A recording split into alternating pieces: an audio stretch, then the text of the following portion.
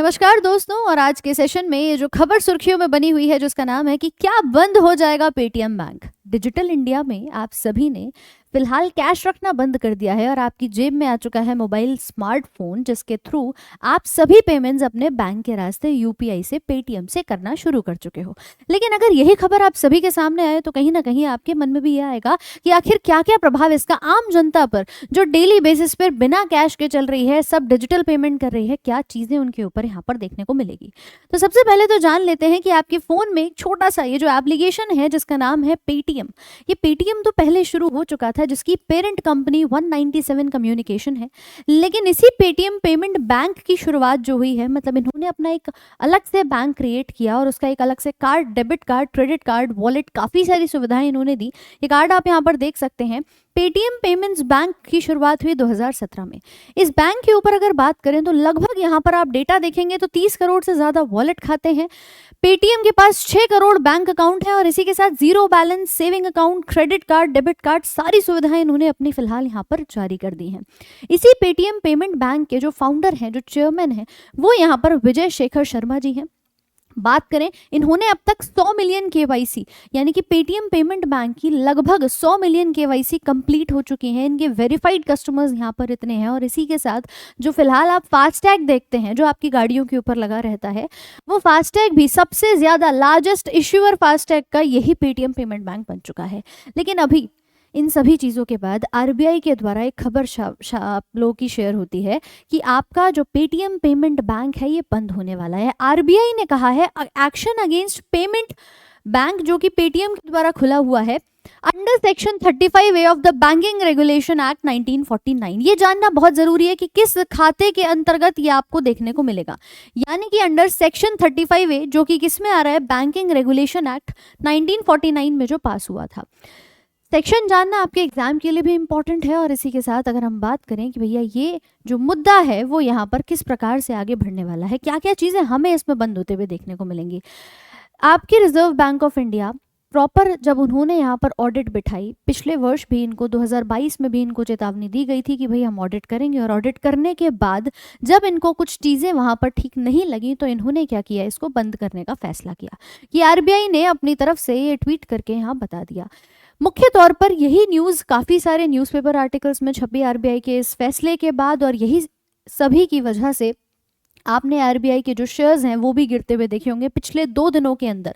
यानी कि लास्ट के आखिरी के 2 दिनों में ये खबर जो है वो 31 तारीख को आपकी आई थी। 31 तारीख यानी कि 31 जनवरी 2024 को इन्होंने ट्वीट किया था। और उसके बाद इन्होंने कहा पेटीएम पेमेंट बैंक पर आरबीआई ने कार्रवाई करी है। 29 फरवरी के बाद बैंकिंग और वॉलेट की सेवाएं देने से मना कर दिया है, इनकार कर दिया है। और इसी के तुरंत बाद आपने देखा कि RBI ban on payment bank stock trades nearly 80% lower than the IPO price. जो इनका पिछले वर्ष आईपीओ आया था उसके बाद उससे भी 80% तक इनके दाम में गिरावट देखी गई है। लगभग अगर बात करें हमारे ऊपर इसका क्या असर पड़ेगा, आम जनता पर इसका क्या असर पड़ेगा, तो देखिए फिलहाल का मुद्दा यही है कि ये बैंक जो है वो अब काम नहीं करेगा, लेकिन उसमें काम जो नए ग्राहक हैं उन्हें नहीं जोड़ पाएगा। सबसे पहला, ये अपने नए ग्राहक को नहीं जोड़ पाएगा। आरबीआई ने तत्काल प्रभाव से कहा है कि तारीख भी इन्होंने बता दी है कि देखिए 29 फरवरी के बाद बैंकिंग सर्विसेज ये बैंक आपको नहीं दे पाएगी। तो अगर आपका खाता इस पेटीएम पेमेंट बैंक में है तो घबराने की जरूरत नहीं है। कुछ चीज़ें इन्होंने भी यहाँ स्पष्ट करी हैं, जो आरबीआई ने पूरा अपना ऑफिशियल वेबसाइट पर एक आर्टिकल जारी किया है और इन्होंने बताया कि क्या क्या चीज़ों पर रोक लगेगी।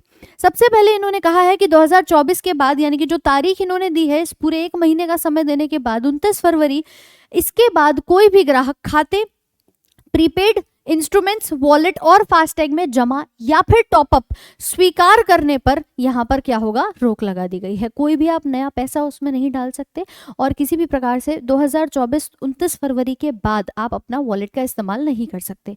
लेकिन क्या क्या चीज़ें हैं कि यहाँ पर बैंकिंग सर्विसेज तो ये नहीं दे पाएगा। साथ ही में इन्होंने कहा है कि जो मौजूदा ग्राहक हैं उनके अकाउंट में अमाउंट ऐड करने पे रोक लगाई गई है। नया अकाउंट आप नहीं बना सकते और साथ में कोई नया पैसा भी नहीं डाल सकते।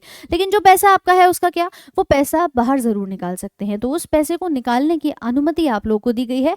यानी कि इस आदेश के बाद जो बैंक है इसमें क्रेडिट डिपॉजिट ट्रांजैक्शन नहीं होगा, क्रेडिट या डिपॉजिट ट्रांजैक्शन नहीं होगा। वहीं 29 फरवरी के बाद इसमें बैंकिंग सर्विसेज ये यहाँ पर नहीं रहने वाली हैं। ये जो आप देख रहे हैं फास्टैग, ये आप नहीं इस्तेमाल कर पाएंगे। जो अमाउंट इसके अंदर रह चुका है उसको आप ज़रूर अपना ख़त्म कर सकते हैं, लेकिन फर्दर कुछ नया ऐड नहीं कर पाओगे। एक कार्ड आप लोगों ने ये भी देखा होगा, NCMC कार्ड, जिसे कहते हैं नेशनल कॉमन मोबिलिटी कार्ड। इस कार्ड का इस्तेमाल जो लोग मेट्रो स्टेशन पे अलग अलग करते हैं, केवल बड़े बड़े शहरों में, एक मेट्रो के लिए नहीं, हर जगह आप इसका इस्तेमाल कर सकते हैं। इसके इस्तेमाल पर भी रोक लगाई जाएगी, लेकिन जो अमाउंट इसके अंदर अभी है वो आप बाद में यूज़ कर सकते हो। उसके बाद फर्दर कुछ नया ऐड नहीं कर पाओगे। तो साफ चीज़ें इन्होंने यहाँ पर लिखी हैं कि ये चीज़ें हुई क्यों हैं। देखो, पहली चीज़ ये समझने की ज़रूरत है कि आखिर ये कार्रवाई हुई क्यों, RBI ने रोक लगाई क्यों। तो केंद्रीय बैंक ने कहा है कि सिस्टम ऑडिट रिपोर्ट जो आई थी इनकी, उसमें कुछ गड़बड़ी इनको देखने को मिली है, जिसके चलते इन्होंने इस पर रोक लगाने का फैसला लिया। साथ ही साथ में उन्होंने स्पष्ट किया है जो मौजूदा ग्राहक इन सर्विसेज हैं उनको इस्तेमाल कर पाएंगे। आप अवेलेबल बैलेंस का विड्रॉल कर सकते हैं, यूटिलाइज उसको कर सकते हैं। पैसा, saving, bank account, current account, prepaid instrument, FASTag, national common mobility card आदि, इनमें अगर हो रहा है तो मौजूदा शेष राशि की निकासी का उपयोग की अनुमति बिना किसी प्रतिबंध के यहाँ पर दी जाएगी। ठीक है, उस पर कोई प्रतिबंध नहीं है, लेकिन आप इन सभी चीज़ों का जो उपयोग कर रहे हैं इन पर आपको थोड़ा सा भी ध्यान देना होगा कि कुछ नया ऐड वहाँ पर ना करें। तो स्पष्ट रूप से इन्होंने 3-4 टर्म्स अपने मेंशन किए हैं। सारी न्यूज़ में आ चुका है कि भैया ग्राहक खाते हैं, प्रीपेड उपकरण हैं आपके, फास्टैग हैं, कोई NCMC कार्ड है, इन सभी चीज़ों का इस्तेमाल जो है वो आप लोग आगे कोई नया अमाउंट ऐड करने में ना करें, कोई नया पैसा, कोई नई धनराशि इसमें जमा ना करें। लेकिन अगर उसमें कुछ जमा पूंजी है तो आप उसका इस्तेमाल ज़रूर यहाँ पर कर सकते हैं। तो फिलहाल तो RBI ने पेटीएम पेमेंट्स बैंक पर इन सभी चीज़ों पर रोक लगा दी गई है। स्पष्ट अगर करा जाए तो अभी आपके पास जो समय है 1 महीने का, इसमें आप इस्तेमाल कर लीजिए। आपका कोई भी खाता अगर पेमेंट बैंक के अंदर है तो वहाँ से जो मौजूदा धनराशि है उसको निकाल सकते हैं, लेकिन उसके बाद भी जो फास्टैग अकाउंट है इसके बैलेंस का इस्तेमाल कर सकेंगे। मतलब ऐसा नहीं है कि 29 फरवरी के बाद आप इसको यूज़ नहीं कर पाएंगे, आप कर सकते हैं। उसको खत्म करने के लिए नया कुछ ऐड नहीं करेंगे। पेटीएम पेमेंट्स बैंक की सेवाएं रोक दी जाएंगी। फास्टैग अकाउंट में और पैसे नहीं डाल सकेंगे। एक्सटर्नल बैंक से जुड़े हुए जितने भी वॉलेट हैं, UPI काम यहाँ पर करते रहेंगे। जो भी आपने नॉर्मल पेटीएम जो चलाते हैं वो आप यूज़ कर सकते हैं, लेकिन पेमेंट बैंक जो अलग से इन्होंने 2017 में खोली थी उसका इस्तेमाल रोक दिया जाएगा। तो ये सभी आर्टिकल्स आप लोगों के सामने आ चुके हैं और इसी पर एक गहन मुद्दा चल रहा है कि आखिर अब फैसला क्या रहेगा। जो आप बार बार स्कैन करके डिजिटली पेमेंट करना चाहते थे, क्या अब आगे वो चीज़ें इतनी आसानी से हो पाएंगी? क्योंकि हर गली, हर मोहल्ले में लगभग आपको यही एक बार कोड, एक QR कोड नज़र आता है, जिसे आप स्कैन करते हुए दिखाई देते हैं और अपना पेमेंट आसानी से कर पाते हैं। तो फिलहाल जो अदर बैंक से आपका वॉलेट लिंक है उसे आप यूज़ कर पाएंगे, लेकिन अभी भी पेमेंट पेटीएम बैंक जो आपका रहता है उसकी तरफ से, यानी कि हम बात करें विजय शेखर शर्मा जी की तरफ से, अगर कुछ भी यहाँ स्पष्टीकरण आता है तो उसके ऊपर ज़रूर से जानकारी आपको दी जाएगी। अभी तक की RBI की ये जो गाइडलाइंस थी वो हमने यहाँ आपको बताई।